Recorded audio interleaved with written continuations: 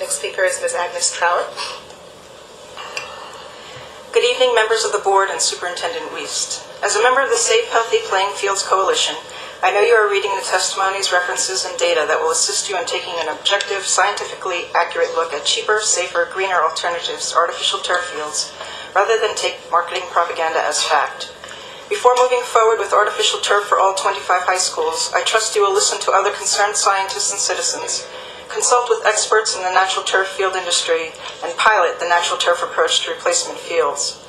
In addition to the health and safety issues of artificial turf, I am concerned about the financial impact. I am here tonight speaking as an individual concerned taxpayer. I am concerned about blatant misuse of taxpayer monies to date associated with artificial turf procurement. Walter Johnson High School is next in line for an approved November 2009 installation of a $1.2 million artificial turf field. Currently, Walter Johnson is installing a natural turf field with irrigation system at a projected cost of up to $432,000. Below, I have inserted photos of this field. This natural grass field will be used by the football team for one season, only to be ripped out and replaced with a $1.2 million artificial turf field. How do you justify doing this during a budget crisis? Walter Johnson High School's new field should be maintained and not destroyed after one season of football games. There are many athletic fields throughout the county patiently waiting for an upgrade. Walter Johnson is receiving its upgrade and should now go back in line and wait its turn for its next fix. As public servants entrusted with the county finances, it is your duty to ensure that public funds are spent responsibly.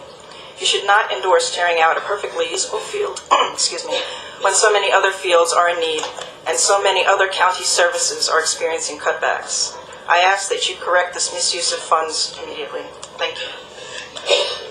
Thank you. Board member comments or questions?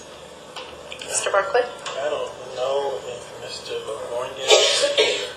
He is. Oh, Mr. Lavorgnan.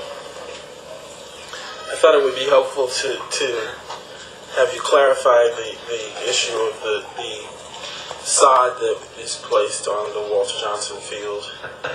Kind of what I'll do it this way. The project history, if you will, the process of the sod being down, ultimately being removed, and kind of the use of the sod, and then any parts of the irrigation system there too. Okay. The grading and sediment permit for the field required that once the field was graded, it had to have a grass cover over it to protect it from erosion and runoff. Last fall, we sodded the field, anticipating that we had to meet the permit requirements, and had we not sodded the field and planted grass seed, it would have been washed away with the recent weather we had. So we had to sod the field. We will, when the artificial turf field goes in, remove the sod and reuse it in other fields that have to be rehabilitated. There's a misconception about the cost of the field. The sod and the sprinkler system together are about $125,000. All of it will be reused or recycled in other athletic fields in the county. The sod has to be there. It had to be there for the runoff and permit process. Otherwise, we would have been fined or cited, at least at a minimum, for any runoff that we had caused. Thank you. And first of all, congratulations to our first speaker. I will admit, I did vote. Oh, really? Early enough. Well, no, actually, I did go to school in Chicago, but I